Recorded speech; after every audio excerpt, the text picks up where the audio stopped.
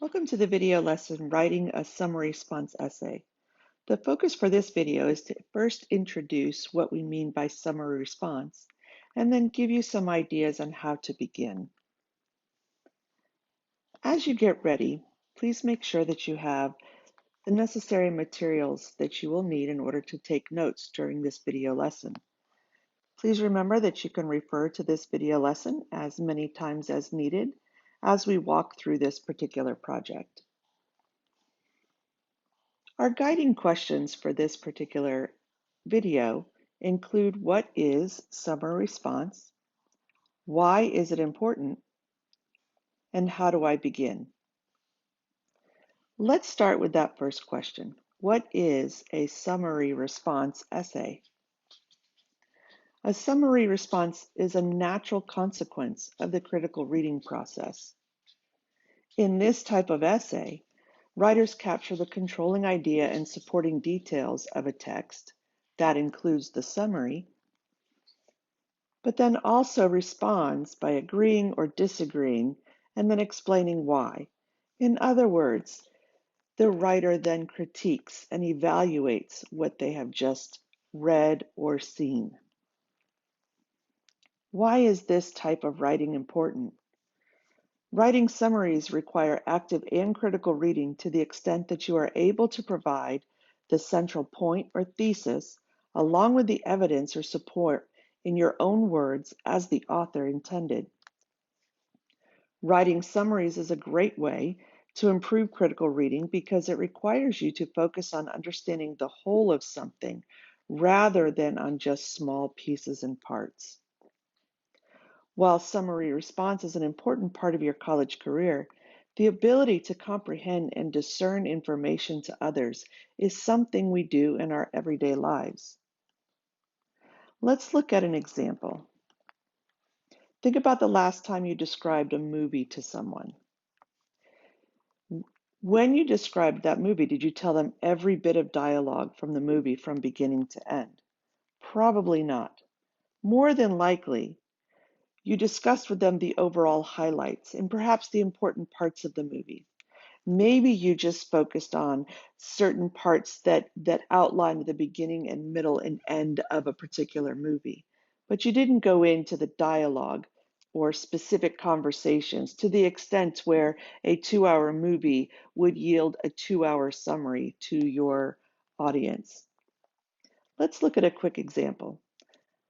I'm a bit of a Star Wars fanatic, so I chose this particular, The Last Jedi, as we prepare for the next movie to come out, as a summary example. So it says Star Wars Episode 8, The Last Jedi, is the second film in the Star Wars sequel trilogy and was released back in 2017. The film is focused on the Resistance, or the good guys, and their fight against Kylo Ren and the First Order, or the bad guys. The film follows the character Rey as she receives Jedi training from Luke Skywalker while trying to convince him to return with her to help in their fight against the First Order. At the same time, the character Poe sends Finn, Rose, and BB-8 on a secret mission to find someone who can deactivate the First Order's tracking device that seeks to destroy any sign of the Resistance. The movie ends with an epic battle that includes a fight between Kylo Ren and Luke Skywalker. While this fight is taking place, Rey helps the remaining Resistance escape on the Falcon. Luke, exhausted from the fight, dies peacefully, becoming one with the Force. In the last scene, we see Rey and Leia sensing Luke's death and vowing that the Resistance can rise again.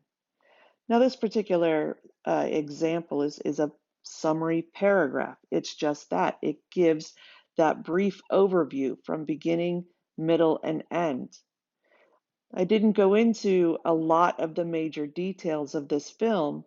For example, when Finn, Rose, and BB-8 go on their journey, there are a lot of different scenes and a lot of different things that happen to them as they are going on their secret mission.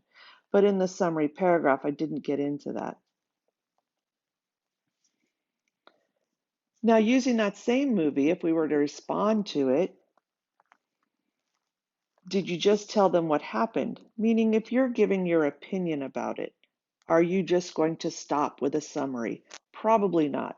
And when I talk to people about this particular movie, I might give a brief summary of a couple of sentences, but then I'm going to really focus on the things that I enjoyed and the things that I maybe would have done differently. For example, I really appreciate the fact that the filmmakers use a lot of storyline that came from previous films in the franchise.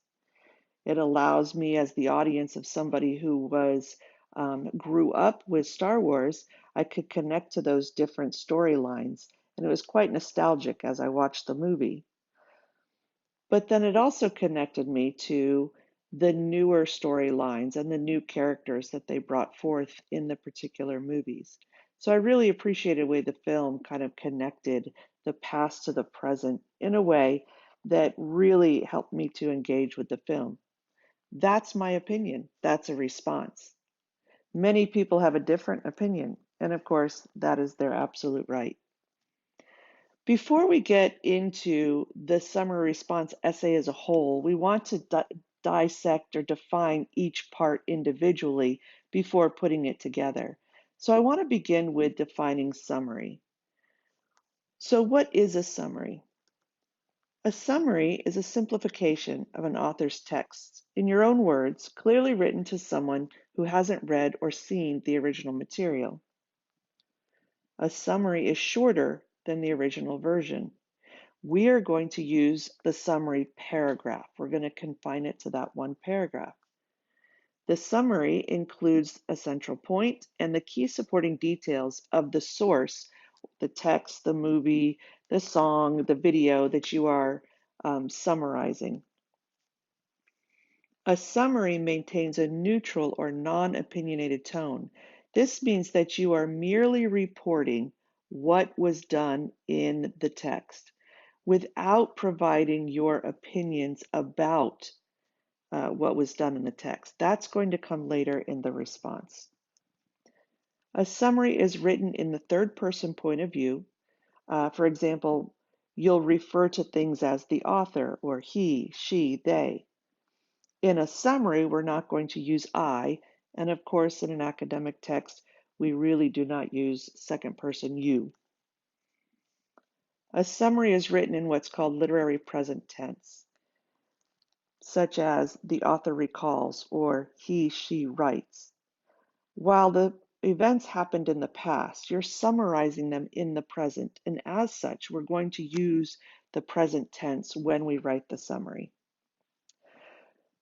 So there are a few key terms that you can think of with regards to summary. A summary is complete. This means it includes all the ideas that are essential to the author's thesis or central point. A summary is concise. It's considerably shorter and does not include non-essential information. Along the same lines, that idea of concise means that it clearly includes not only the central point, but the important material that a reader would need in order to understand the text without going in and reading the text themselves. It's accurate. It represents the author's ideas without distorting the author's views. Sometimes this becomes a challenge because the summary is written in your own words, which means you have to write it in a way that reports what the author is doing, but in your own words, without changing the author's views. It's objective. This means it synthesizes the author's points without including your opinions or your objections or criticisms of the summary. So objective means that it is without your opinion. It is merely reported. It's coherent. It should make sense to someone who has not read or seen the original. It's independent, meaning, and I can't emphasize enough, a summary is written in your own words. It's important to write and to develop your summary skills by writing them in your own words. It helps you to critically think about what you read, and it helps you to get them down into a text using language that you can connect with without changing the author's ideas. Think of it as the best way to check your comprehension. If you can effectively summarize something in your own words, you are able to comprehend what that text is doing. So, how do I begin writing a summary paragraph? Well, the first thing you do is read. In order to summarize, you have to critically engage with whatever it is you're summarizing, be it a text, a book, an article, a video. So critically read and engage with the content that is being summarized. In other words, you must first understand what you are summarizing. To do this, take notes on the source. What's the title? Who is the author? What is the purpose of the text or the video, the article, whatever source you're using to summarize? What is the author arguing or asserting? In other words, what is the central point? What evidence does the text, the video, or article include to support the central point? In other words, how does it support the central point or thesis? So this is where the annotations come in. As you read, highlight and annotate in order to afterwards take those annotations and bring them into a page of notes that's going to help you write this particular summary paragraph. When you're ready, you draft the summary paragraph. And to do that, I want you to think of it as a well-developed paragraph that includes the central point along with the main evidence or support for the central point as you saw read in the source. Using your notes, draft a summary sentence. The summary sentence is used to tell the audience the title and author of what is being summarized, along with the central point or argument of the article. It includes a tag word or verb that best describes what the article is doing in its central point. So I want to take us back a little bit to the article Mother Tongue. In this article, Mother Tongue, Amy Tan discusses the awareness and discrimination she experienced regarding broken English compared to standard English and how those experiences with language discrimination helped define her as a writer. This is an example of a summary sentence. This would be the first sentence in my summary paragraph because it tells the audience the article, the author, but then also gives the central point to what the author was doing in the article. When you move into the body of the summary, this part of your paragraph, remember it's one paragraph, includes the key elements or evidence used to support the central point. The body sentences in a summary paragraph should include the essential important support without providing the smaller details. So for example, if you use mother tongue, some of the supporting details that you might include or discussions that you might include could be describing her mom's English as broken or limited as she discusses it in her article. Perhaps providing some brief description about the incident at the stockbroker where she had to pretend she was her mom. Perhaps also the information or the story about the doctor's office regarding her mother's medical records. And then finally, the language affecting the results on standardized tests as Amy Tan discusses it in the article. These would be an example of some of the more important details that you would include in the body sentences of the paragraph. When we talk about concluding sentences in the summary paragraph, you're going to use your own words to communicate the ending of the article. In other words, how does the author conclude the text? For example, in Mother Tongue, Amy Tan uses her experiences to define herself as a writer of many Englishes. She uses those Englishes to tell her stories and to appeal to her most important reader, her mother. The entire last section of her article really does this. So we were able to take those couple of paragraphs that she uses to close out her essay and summarize it in just 2 sentences that really bring that essay to a close, and in essence, bring our summary paragraph to a close. Now let's take a look at a summary paragraph in its entirety. And to do this, we're going to use an article that we've not read. I want to read you this summary paragraph, and then let's pull it apart to see if it has all of the pieces that we just discussed. Michelle Singletary's article, Not All College Majors Are Created Equal, argues that prospective college students should research employment and earnings data for their desired degree before declaring a major, because not doing so could leave students jobless and buried in debt after graduation. Singletary stresses the importance of career planning before entering college to find out how much a certain degree is worth in the workforce so as to avoid making a bad choice. She suggests that some degrees are more valuable in the workforce, and she also includes numbers from a study that show the disparities between salaries and unemployment rates across majors. She emphasizes that in order for a college education to be a wise investment, one must conduct thorough analysis on the practicality of their degree. Singletary concludes her essay not wanting to discourage students from attending college, but to do their homework before they commit to the investment. Now let's take a look at this with a magnifying glass. In a summary paragraph, we want to make sure that we have three things. First, a summary sentence that talks about or gives the central points of the article. In the summary paragraph we just read, you see that the summary sentence is the first sentence of the paragraph. Michelle Singletary's article, Not All College Majors Are Created Equal, argues that prospective college students should research unemployment and earnings data for their desired degree before declaring a major, because not doing so could leave students jobless and buried in debt after graduation. We also need to have body sentences that include the main supporting details. And we can see in that particular paragraph that those supporting details focus on the overarching or the most important details without getting into the major statistics. If you notice in the sentence where she talks about a particular study, but she doesn't give the specific statistics or details of that study, she just gives the overall view of it. So Singletary stresses the importance of career planning before entering college to find out how much a certain degree is worth in the workforce so as to avoid making a bad choice. She suggests that some degrees are more valuable in the workforce, and she also includes numbers from a study that show the disparities between salaries and unemployment rates across the majors.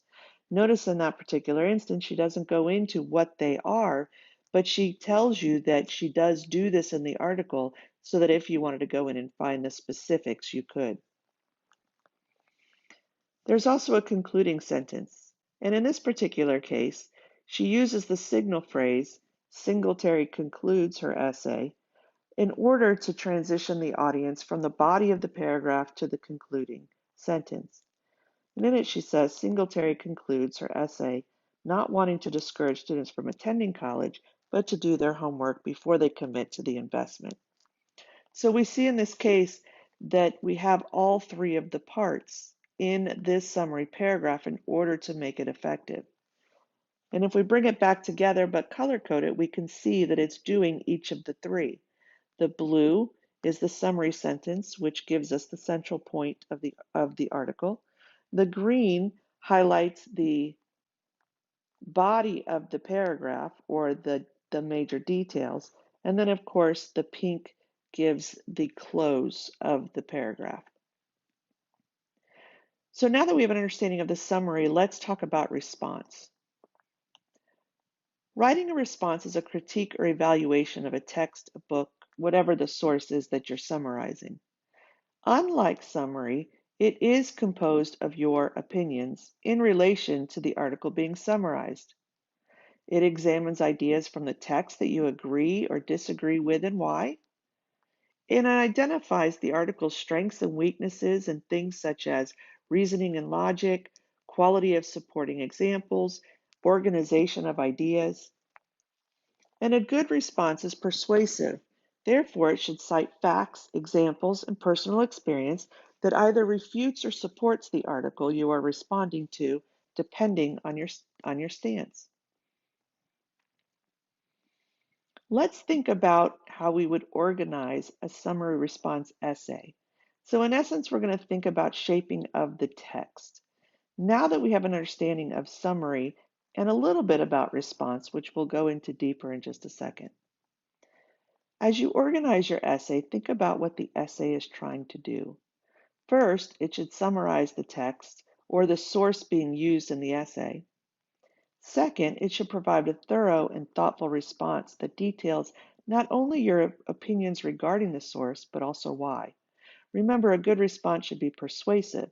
The overall view opinion will be used to develop the thesis of the essay. Let's take a look at an example essay structure for the summary response essay. Let's talk about the introduction.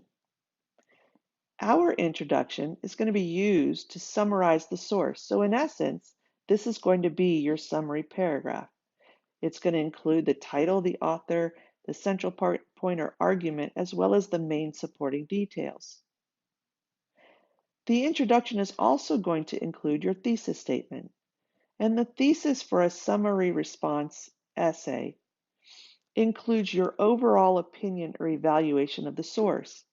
Because the response portion should be persuasive in nature, the thesis for the essay should be your arguable evaluation of the source.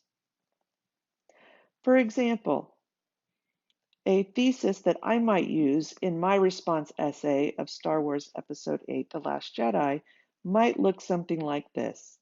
While Star Wars Episode 8, The Last Jedi uses many themes and storylines from previous films in the franchise, the film does an excellent job using those familiar elements to engage the audience in the familiar while introducing new storylines. In this particular example, you can see that I've given an arguable thesis statement. I have a controlling idea, which is that I feel it does an excellent job using the familiar elements to engage the audience. I have the narrow topic of Star Wars or the piece that I'm responding to. And it is definitely something that someone might be able to argue back or disagree with. We want to make sure that our thesis does this. When we think about the body of the essay in this example or summary response, the body of the essay is then used for the response pieces, and each of the body paragraphs should focus on specific ideas that you would like to evaluate, agree, or disagree with. For example, each paragraph should identify one specific aspect that you want to discuss. It might compare and contrast to your own lived experiences. It might agree or disagree with some point discussed by the author. It might give an extended example based on personal experiences or observations. It might critique the logic of the piece or analyze whether the author provided the evidence needed to make their argument. When you are setting up the response portion of your essay, you can consider what you would like those response paragraphs to do as they support the thesis. So let's look at an example of a response paragraph. Singletary's article, and this is the article that we read the summary to regarding researching college majors. So here's an example of a response. Singletary's article made me realize that being complacent in my career planning is not an option. Whenever someone asks me about my major or my career goals, I say, I'm not sure. And I rationalize that this is okay because I'm a freshman and I still have a lot of time to figure it out. In reality, I should have been asking myself which degree I wanted to pursue many years ago, so I could be sure that going to college would be a sound investment. I think Singletary sums up her point well in the end by saying that a major, quote, choice should be made with the understanding of which job opportunities might be available and weighing what you can expect to earn annually against the cost of taking on debt to finance your education, unquote. This article makes me want to research possible careers now so that I know what to expect after I graduate and whether or not the job I have will pay off the debt I will be in and be worth the time I spent in college. As you can see in the example, the writer does the following here: provides her stance, uses I, and is subjective, not objective. In our response, it is our opinion, therefore it's subjective. The paragraph focuses on one aspect of the text and goes into detail on why the reader believe or the writer believes the way that they do. In this particular example, they chose to use a quote from the article to strengthen the response and concludes the paragraph by getting back to the article. So we see that in this particular response paragraph, the writer has focused on a specific text, given those examples and discussion, but then loops it back into the article to close it out nicely. So just in review, when we think about summary response essays, as we stated in the beginning, it is a natural consequence of the critical reading process. And in the type of essay that you're going to be writing over the next couple of weeks, you're going to capture the controlling idea of supporting details of a text, which is the summary part. But then you're also going to write a more lengthy response by agreeing, disagreeing, analyzing, and then explaining that particular response and why you believe that to be. And that's the response portion of the essay. Now that you have a little bit of an understanding of summary response, it's going to be your turn to begin to look at and develop your own summary response. So thank you for watching, and head back to Canvas to continue in this week's module.